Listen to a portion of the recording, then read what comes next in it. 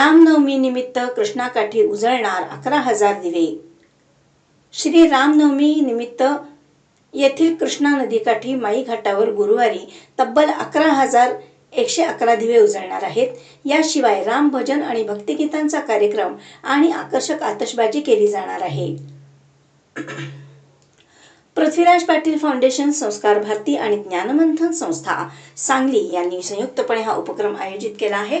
सांगलीकरांनी याचा लाभ घ्यावा असे आवाहन भाजप नेते पृथ्वीराज पाटील यांनी केले आहे।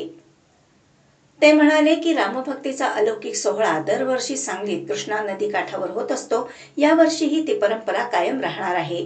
संस्कार भारती आणि ज्ञानमंथन संस्थेच्या सहकार्याने हा उपक्रम घेतला आहे। कृष्णाकाठी रामभक्तीची ज्योत उजळणार आहे। एक दिवा प्रभू श्री रामासाठी असे आवाहन आम्ही सांगलीकरांना केले आहे। या ठिकाणी 51 फुटी भव्य प्रतिमा उभी करण्यात येत आहे। त्यासमोर महाआरती, दीपोत्सव, आतषबाजी, रामभजन इत्यादी कार्यक्रम होतील। परेश पेठ आणि त्यांचा संगीत संच गीतांचे सादरीकरण करेल। सायंकाळी 6 वाजता कार्यक्रम सुरू होणार आहे। दिवे प्रज्वलित करण्यासाठी तेल आणि वातींची सोय कार्यक्रमाच्या ठिकाणी करण्यात आली आहे।